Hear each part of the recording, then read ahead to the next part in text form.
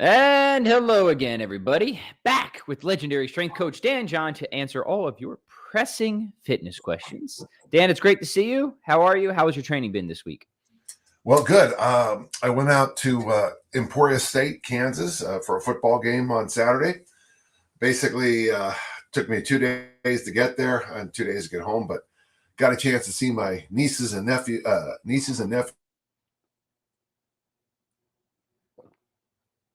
look a little, like my whole career is over. That would be, why. Okay. But going well. Had a nice workout yesterday. After we hang up here, I'm going rucking, and then, things are good. Working hard for the money and doing well. I will say, traveling through Middle America, I can see why people struggle with their body weight. Yeah. There's some food choices there. There's a lot of bad food. Some food choices there.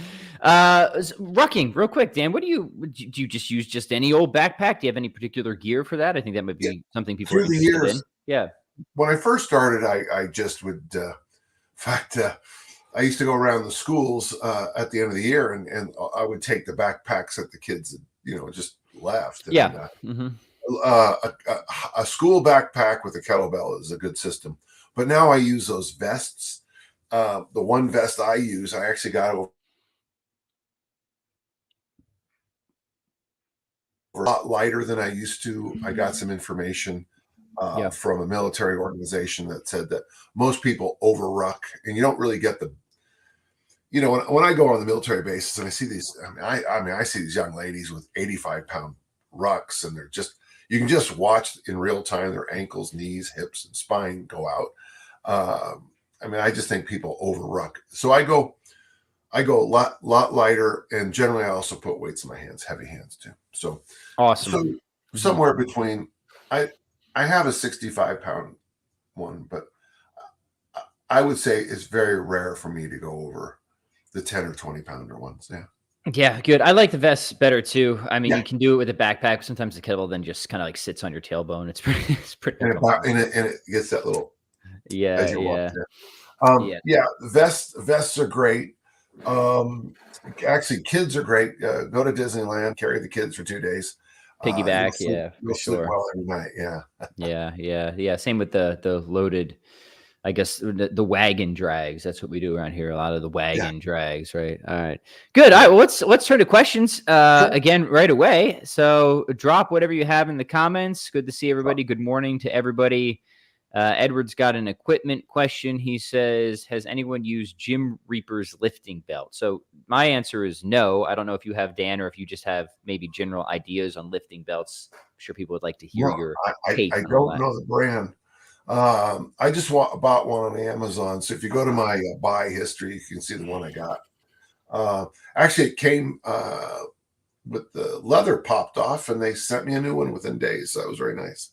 No, I don't know the name of this belt. Sorry, Edward. I don't know it. Yeah, Dan, where is, equipment, assistance equipment, gear, stuff like that? Let's have that discussion quickly. I don't use any of it. I never do, but I'm also not a competitive power lifter or anything like that. You obviously are a competitive lifter. Let's get Dan John's thoughts on. Yeah, my best weightlifting belt I loaned to my throwers for a drill, and they were supposed to get it back to me, which is why I had to buy a new belt. Mm-hmm. So I probably had the belt that's up at the school right now. I probably had that belt 20 years, 25, I've gone through in my career. This is my third weightlifting belt. So I would not say, so in other words, I'm not real current because I'll wear a weightlifting belt for a meet in the clean and jerk. Yeah. It's more of a security. It's up here, not here. I know how to brace, but Mm-hmm. And I will put tape on my thumbs because I use the hook grip when I lift. But I'm not I can train in flip flops or my lifting boots. It doesn't matter to me. Yeah. So it sounds like, okay, when it comes time to perform, sure, fine. Yeah. But there's, for you, like, be able to have the strength and control to perform without it. Yeah. What's one thing, because my question isn't for competitive lifters, because most people here are not competitive lifters, but for the everyday lifter who are using things to assist, say grip, right? Grip is a common thing, wrist straps for the bar. I generally don't think I would recommend that. I think, as always, rules can have reasonable exceptions. Yeah. But to me, if your grip is that much of a limiting factor, it probably just deserves a little bit extra attention, right? Yeah. Mm-hmm. Yeah. Well, yeah.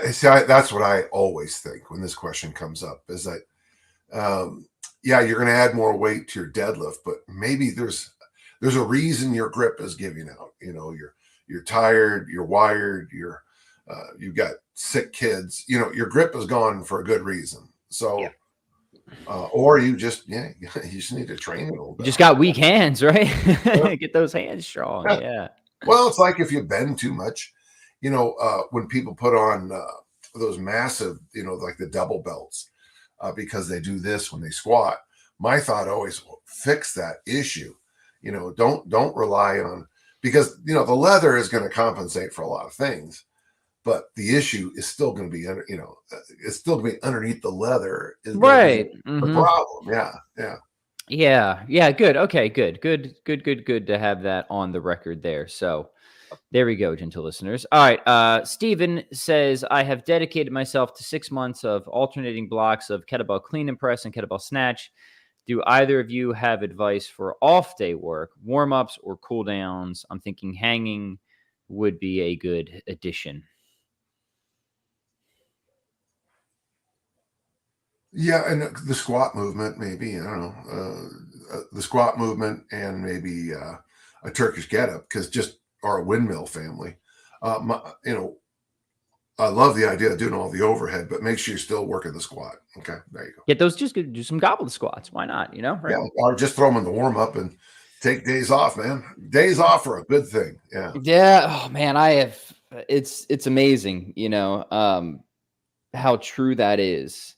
And something that I've come to appreciate more and more as the children multiply and more life happens, is just, it really is for me, like, between having an intense lifting regimen where I am functional outside of it or not, really depends on whether I go to 3 or 4 days per week. I can do 4 days per week, but if I do 4 days per week, nothing, like everything else is like business isn't happening, it really is just, at least at the intensity that I'm doing, which I think my workouts are sufficiently intense. 3 days per week, I need the good sleep, I need the recovery, but I can still make life happen. 4 days per week, whoo, man, I can do it, but I'm taking a lot of naps throughout the day. The system is really drained, and of course, like with everything in my life, having so many kids, running the business, and doing the PhD, like there's already other things that are just draining me a lot. So I'm not saying it's all from the lifting, but for my state in life, it's got to be 3 days per week, and the rest of the days have to be. Yeah. They're not completely off, but they're light. Mm-hmm. Yeah. And you make that point a lot. And, I found in my own life, 3 days a week lifting, that I do something every day. Yep. But 3 days a week of lifting is year in, year out, the best. Now, someone's going to ask, I just saw you lifted 5 days a week. Yeah, that's true. I have done that.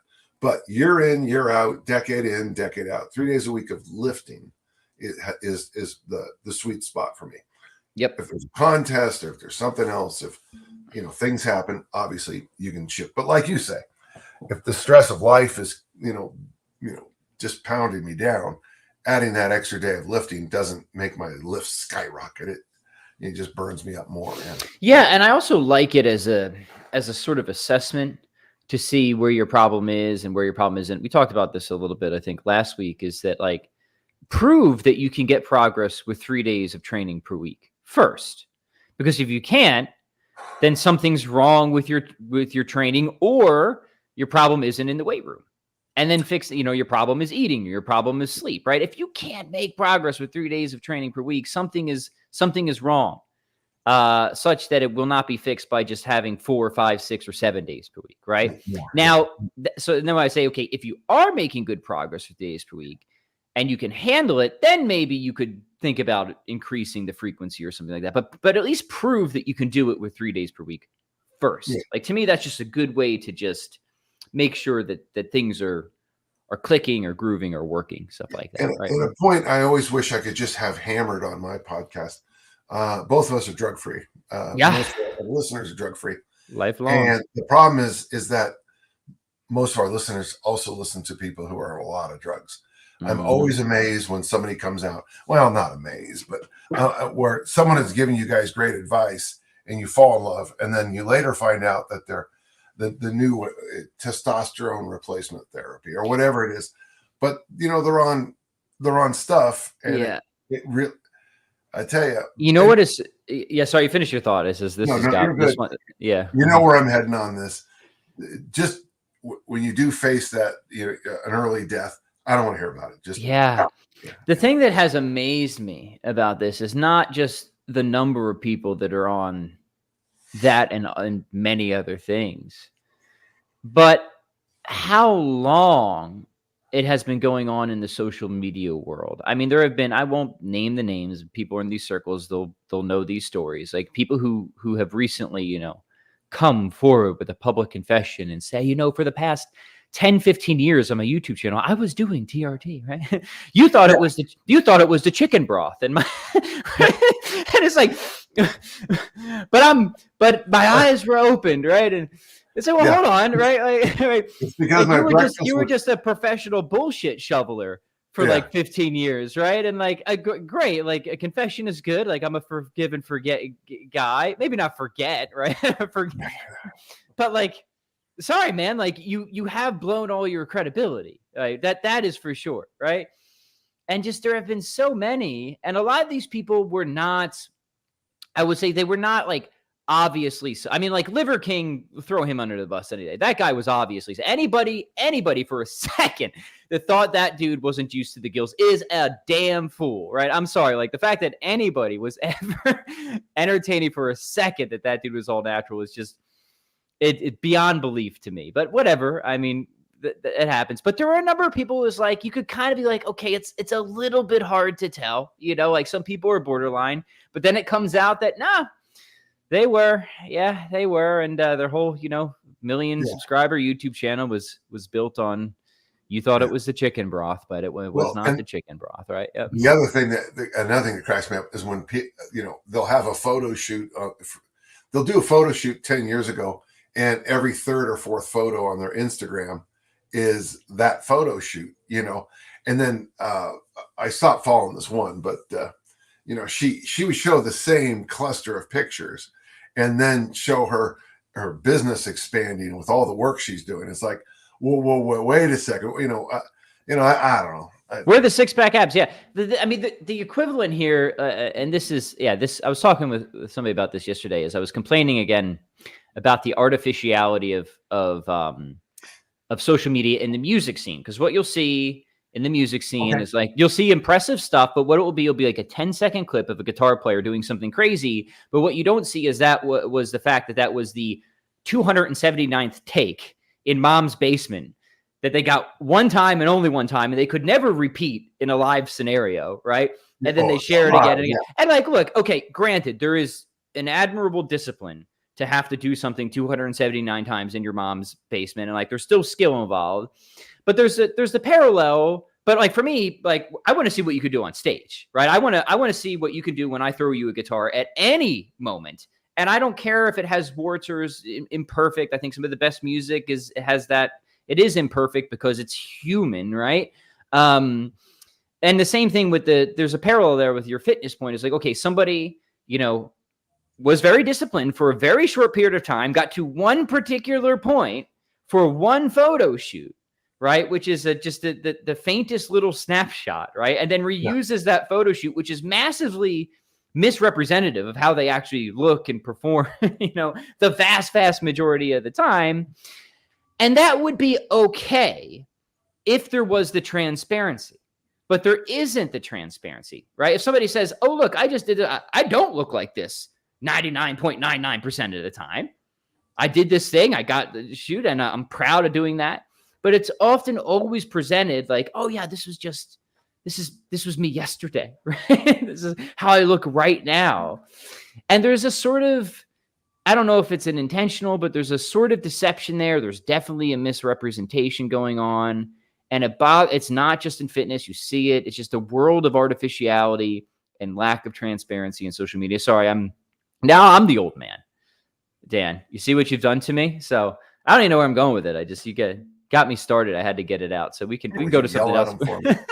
All right. You know what I'm saying, though, you're right? Good, man. Hey.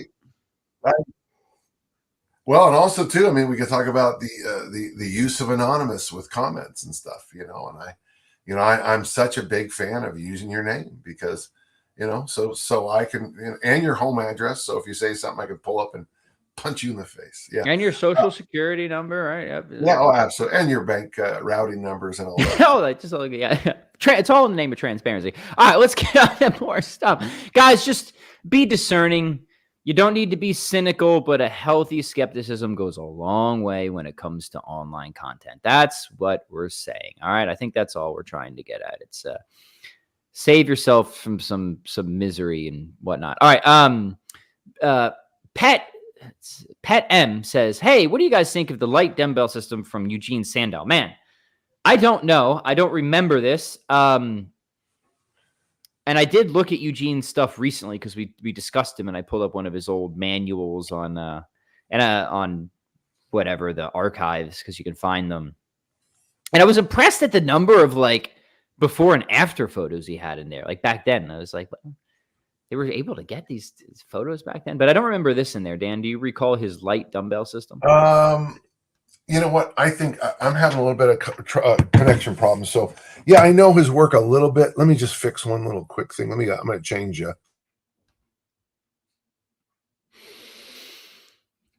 It's okay. Hold on.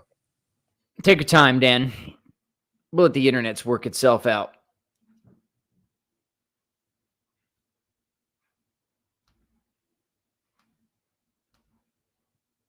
Hey, Pat, if you don't mind, send a link over to Sandow's system. I'm back, right? There we go. Yeah, you're coming through now, Dan. Welcome back. Yeah, sorry. They're doing work out on my street. They're getting the trees off the power lines, so I think I had to shift over to my other system. Oh, good. Yeah. So Sandow, what can we say about him? Yeah, I have Hackenschmidt's book. I have Gorner's. I have a lot of those old classic books. Of course, I have the whole Bosco series. It's the classic. It's where things came from. Most people, you're going to do fine doing it. It's kind of tried and true. It's kind of like Charles Atlas system and stuff. People did well on it. I'd like to think in 110, 120 years, we've improved on some things. So that's usually my response to the old timer stuff is like, yeah, I like it. I respect it. But, hopefully we've come some distance. One thing I will say is that the human body hasn't changed that much in 100 years. So the principles that they use are still true, but we just have more equipment and some,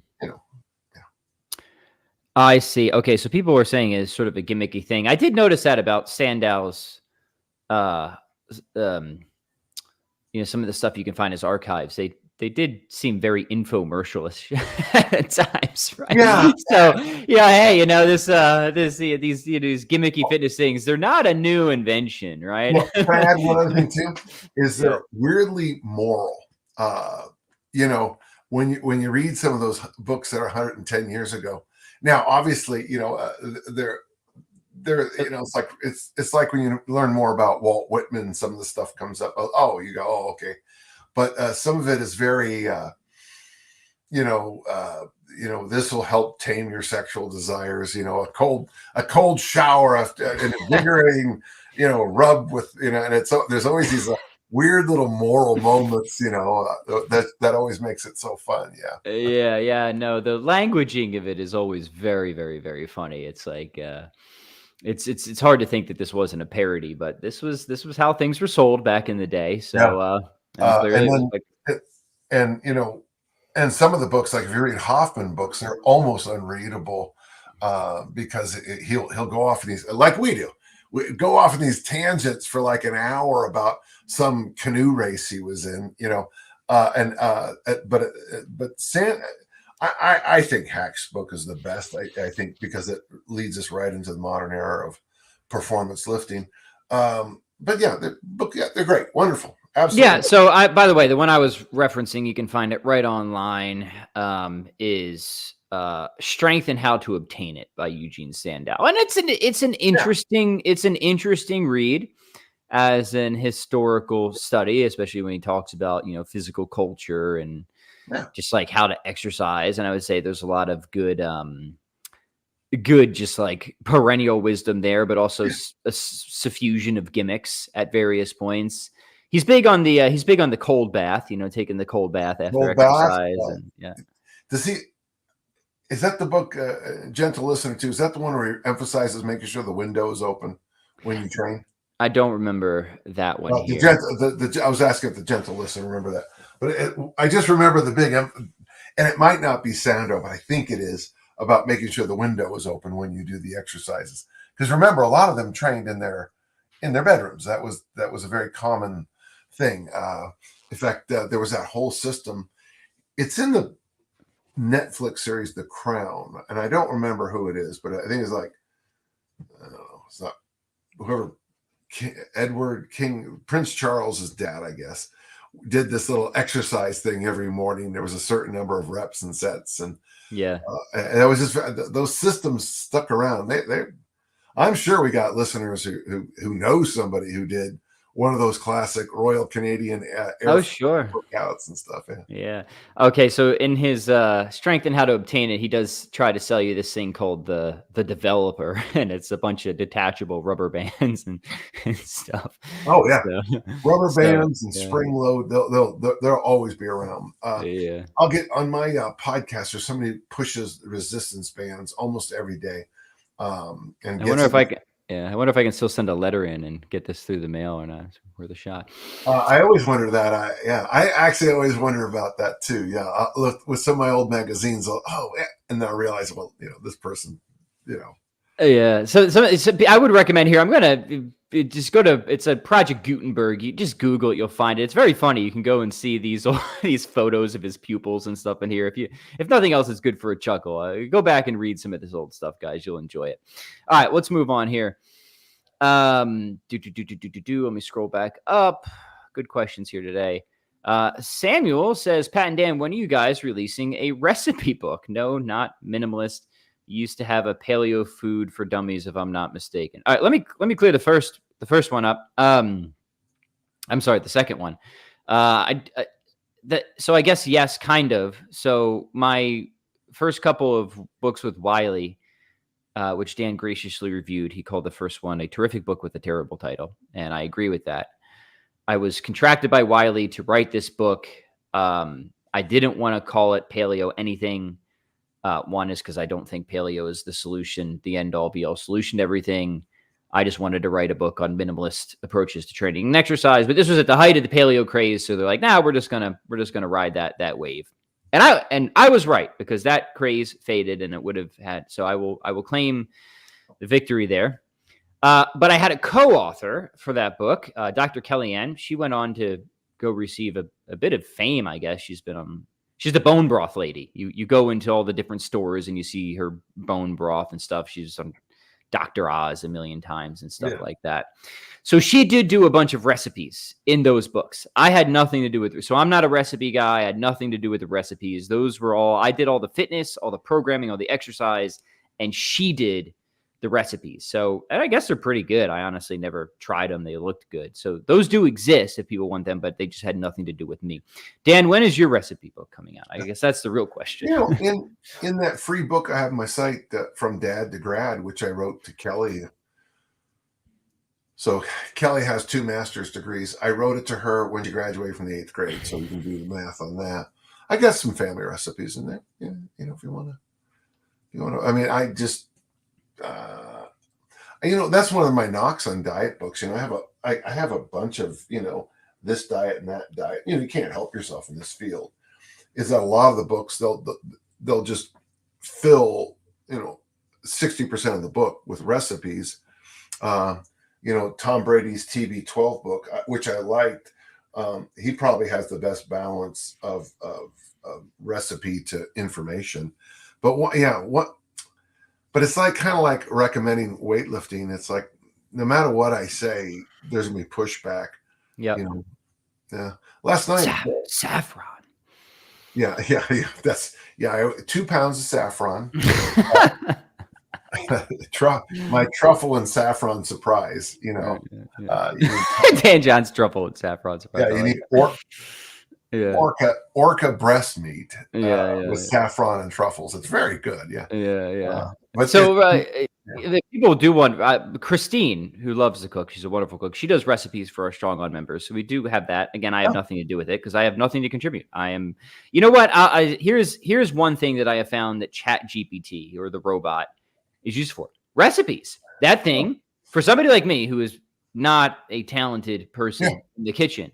If I'm charged with dinner, I'll just go to the robot and I'll say, "Hey, give me a recipe for this." And the nice thing is, like, unlike the annoying thing about food blogs is you usually have to read through some dissertation about somebody's life before you actually just get to the ingredients and the instruction. Scroll through a bunch of useless paragraphs and advertisements. At least with a dumb robot, it'll just go, "Okay, here's the ingredients. And I always tell give me a simple recipe for burgers or something for kids." And it's actually quite good for that. So then maybe that will save you guys a lot of, scrolling, if nothing else. Yeah. I still think the best ones I saw, was it the book called A Man, a Plan, and a Can? It was like, I think it was I think Campbell's came out, but it was like with, this soup and this, it would be like 3 ingredient meals. And I'm sure that I'm not going to talk about the health, but I always thought they were a great idea. There is a thing, Campbell's soup has at least they used to anyway. It was you would type in what soups you had and what other ingredients, and then it would give you a recipe for a meal, which I always thought was kind of fun. Yeah. So like, at least you know your audience, right? So like my wife, she loves cooking. She's happy to experiment with different flavors. I just want simplicity. I'm a crude utilitarian, when it comes to the kitchen. So yeah, right. Those 3-4 ingredient type of meals. That's what I'm after.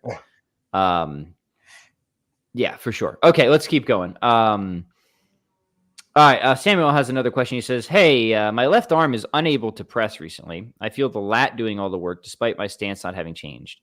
I need to go to the side that got weaker. Thoughts?" I'd get that looked into. I was just, this seems like right on the border of medical advice. Take me to the border of medical advice and I don't know, man. Video help, what lift? I don't know, but this seems odd, man. To me, Yep. Go see a specialist, right? Physio trainer, somebody. Yeah. That being said, like if you're just not, they say like, "Hey, don't train on that side for a while." There's still utility in training just on one side, single arm. Yeah, and they've found that there is a transfer. It's not perfect. That even if you just train one side, you'll get stronger on the other side, right? Yeah. Well, and some recent research even says that, like if you drop lifting entirely and do some hard cardio work, and not hard, more cardio work for a few weeks, that even stimulates. But you have to lift first, then do cardio. So, for example, if you have a bad, left shoulder arm, or whatever, and you did part of your rehab was taking the exercycle to new heights, it actually will help. So we know that lifting helps, no question. But now it's also extra cardio helps too. In other words, folks, the answer is always it's the same answer. It's always do your best to work around, get exercise in. Yeah, good. Okay, here's a fun question. Jason May wants us to rank the areas of training in the order of importance for overall health: strength, cardio, flexibility, bodybuilding, or muscle building. What rabbits are most important, basically? What's the rabbit mean? Like if you're Oh, gonna if you're chasing rabbits, is that the two rabbits, you'll go home hungry. Yeah, I got okay. Obviously, with me, Jason, I'm going to say all of it, but just if I could put what I would try to do is in your youth build up as much strength as you possibly can, get as strong as you can, but maintaining your flexibility throughout that thing. And then as you kind of tilt over, certainly by 35, a must after 55 is that's when the bodybuilding should be more of the focus. Now that's just the reality of living. Now telling an 18-year-old boy not to bodybuild it's just about him. It maybe 1 out of 20 might hear you, but and that would be a trending high. So to me, that's how I would kind of rank them. Did you notice how I did it through a lifespan also? Yeah, that's good. Yeah, I was talking with somebody about this just the other day. Is that all of these things I think are important at all during all the different phases of our life, but the proportions sort of change. Yeah. Right. Yeah. Like macros in nutrition.